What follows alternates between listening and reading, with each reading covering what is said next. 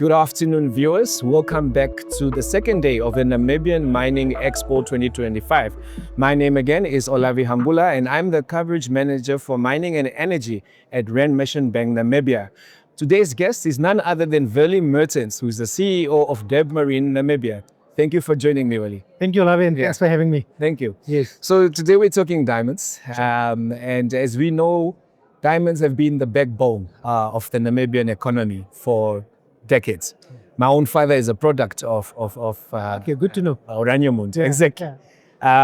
So maybe we can just start by giving the viewers a high-level overview of Debmarine Namibia's operations here in Namibia. Yes, as Debmarine Namibia, we started operations in 2001 in Namibia.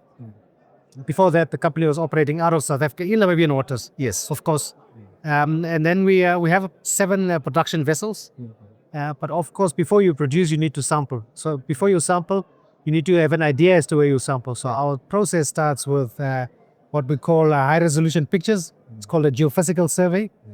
So we have automated underwater vehicles that will go underwater, that will take high-resolution pictures. And that will give us sort of an idea as to how the resource looks like. We will then what we call generate targets using those pictures. And then we'll send the sampling vessel called the SS Nyoma to do sampling, and then informed by sampling, we will then deploy the different methods of recovery methods we have. We have what we call small bit vessels that will go into the more rocky areas, big bit vessels that likes a bit of rocky but more sandstone, and then lastly we have crawlers that just likes flat areas. And the crawlers are obviously the bigger producers because they produce about 89 to 90 carats per hour. Okay. Whereas the smaller producers produce between 20 and 30 carats per hour. Okay. And, to your presentation earlier today, you've touched on the headwinds the diamond markets experiencing at the moment. Perhaps very high level, you could just tell our viewers what the global diamond industry is experiencing. I guess, let me say global natural diamond industry is experiencing at the moment. Yes, we're in unprecedented times. I think what we are seeing now in terms of where the industry is, I think we haven't seen it for the last 30, 40 years. At least not in as prolonged as it is currently. What we see is generally the uncertainty in the world. We have, if you look at GDP growth or demand for diamond jewelry across the 3 countries which are our key markets basically, which is the US, about 50 to 55% of our diamonds go there, followed by, as you wish, between China and India. Currently more or less the same. India is obviously an interesting case because we've seen double-digit growth in terms of its demand for diamond jewelry. But it's more smaller stones that they like with big gold. If you look towards the US, it's the 3rd year that we're seeing contraction there. But at least it's stabilizing. We now probably see 4% year-on-year reduction in demand for diamond jewelry. Okay. China in 23 and 24 used to be, without producing diamonds, they were probably one of the biggest exporters of polished stones. Because people will just sell back into the midstream. So we've seen, again, double-digit reduction there in diamond jewelry demand. But at least it's sort of lower declines compared to what we've seen in the last 2 years. So that's the big one. Second one is uncertainties around tariffs. We've seen April we had these big tariffs that the US implemented or announced. We had the 90-day pass. We passed that. Just last week we got our new tariffs again. Which are reduced, I understand. Yes, reduced slightly. But if you look at the 2 markets, it's India. There's a 25% tariff there for everything that goes from India into the US. That means and 80 to 90% of the diamonds, all the rough diamonds are produced or cut and polished in India. I see. So that's It's a domino effect. So everything that goes through will have it's going to be 25% more expensive for the US customer. For Namibia, it's 15%. So that's going to impact our local cutters and producers, irrespective of whether the diamonds go from Namibia to Dubai or Hong Kong.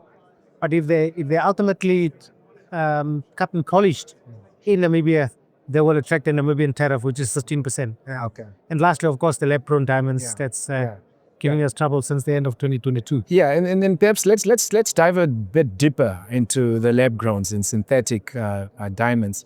Initially did not seem like quite a threat, but over the years, consumer sentiments seem to be changing and going more towards lab grown. And I guess obviously there's a price conversation there as well. How have the factors that you just touched on and lab growns? What are those effects on Debmarine specifically? It's if we look at, I'll just touch on the impact of lab growth because initially, as you said, we didn't maybe take them too serious. Because we saw them as something playful. People will not, serious buyers will not go for lab growns. But if you look at especially in the beginning of 22, I think we've seen quite a uptick in that market uptake from the consumers. And what has happened was obviously there was the lab grown diamond market was telling stories about natural diamonds. We the countries where we produce, we are not looking after people, we are employing child labor, we're not looking after the environment. And we were a little bit quiet about that and not really defending ourselves. So maybe it's about time that we do that. But just back to your question on what's the impact been. If we just look at where, the price point, I think that's what, where we feel it.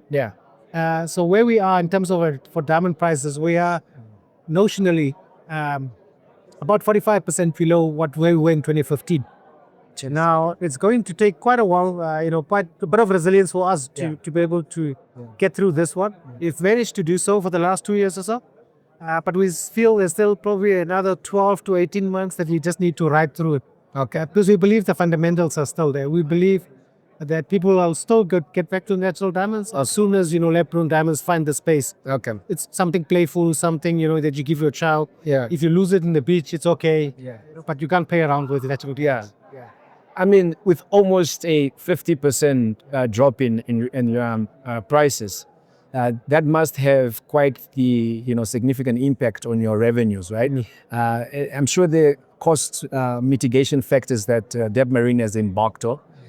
Perhaps you can just shed some more light on what some of those factors have been, or those measures. Yes, of course. We first had to produce to demand. We reduced production by doing a few things, keeping vessels a little bit longer out while they're on maintenance. But what we had now in 2025 were two big decisions that we had to take. Our vessels go into major maintenance every 3 years. That's about 500 million or 30 million US dollars a vessel. So this year we had two of our lower producer vessels, the Crossroads and the Grand Banks, due for their major maintenance. Of course, and they only had about 3.5 years of life left. So we needed to make that hard decision to look at, do we make this investment? Do we do this and just have the vessels for the next 3 years and that's it? But when we did the numbers, obviously it didn't pay off to do that. So we took the hard decision to put the Grand Banks, which is our own vessel, up for sale. At the same time, we asked the owner of the Portal Sea vessel, which we were chartering, that we will be ending that charter. And both those vessels are now, the Portal Sea is being readied for scrapping, and then the Grand Banks have been put up for sale. So that has helped us, obviously, in cost containment for this year as well as next year. But of course, we needed to replace some of those carats. We invested in what we call two next generation crawlers for our newer vessel, the Benguela Gem. She's going to mine about 20% faster with these two new crawlers. Obviously, one is being deployed, the other one will be in port waiting for a change out. So she will get about 80,000 additional carats from the Benguela Gem, which in terms of volumes will not fully replace the 200,000. In terms of profitable carats, will more than make up for the volumes we're losing there. All right. You mentioned it's probably another 18 months minimum before we really see some true recovery. So I'm sure there's been, somewhat of a shift in focus and strategy. What does that look like moving forward? No, I think obviously the big thing is we need to drive demand for diamond jewelry. And then we the three strategies we're looking at, the first one I touched on is defense. We have to defend ourselves against the lab grown. Secondly is to differentiate. For someone to walk into a store to say, I would like to have a natural diamond, how are you able to do that? So our shareholder, the BS Group, has developed a machine called Diamond Proof. Okay. With within minutes we'll be able to tell you whether that's a natural or a lab-grown diamond. So that differentiation will be there. Okay. And then the next one is to grow the desire for natural diamonds. Through advertising, through various avenues going into and mostly advertising. Yeah. And secondly is for the producer countries, which is Namibia, Botswana, South Africa, Angola, to stand together and fight the NAFRONs as one. Yeah. And I'm happy that with the industry leaders and from De Beers as well as from India, they came together in the middle of June. They formed what they call a Luanda Accord. And from there, I think I'm sure when we see the outcomes of those discussions, we'll see a little bit more collaboration between government and industry to fight what we're experiencing as one. Okay. Good. I mean, this is one of many participants for Debmarine at this year's Expo. Thus far, how have you found it, and what's your biggest takeaways, perhaps? Yeah, no, it's been good so far. Yeah. I think for me, it was more about seeing the other industries, the other mines coming up, and you've seen gold, uranium. Yeah.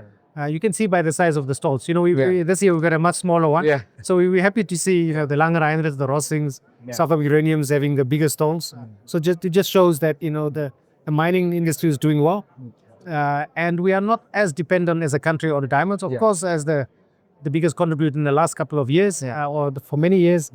But we're happy to see that we are a little bit more diversified in terms of what gets into the government coffers. So I'm happy to see that. Okay. We obviously have a smaller focus this year as Debmarine Namibia, showcasing more what the work that we're doing around the environment as responsible stewards for the ocean that we are operating in. Okay. Yeah, and perhaps parting words then for viewers, Willie. If a viewer is sitting at home and they're worried about the diamonds, what would you say to them today? Look, I'll tell them, look, it's cyclical. It's not something that's structural. So it's just that it takes a little bit longer than normal cycles. So at some point we'll be back. You've probably seen we're scaling a little bit down on some of the CSI things that we are doing, but we are continuing with those ones where we see value and where we have committed. But we believe that the diamond fundamentals are still in place, and we will be back. I mean, if you look at we've only seen one big mine opening in the last century. So when the demand comes back, we should be able to be there in terms of the volumes that we are able to produce, to be back, and I'm sure we'll be back with a bang. Awesome. Thank you. Thank you so much. Thanks a lot. Appreciate it. Thanks for Right. Wow, you won't believe this, but it is actually true. All good things do come to an end. So it's a special thank you to RNB, of course, for powering the 2025 Mining Expo. It's been absolutely brilliant.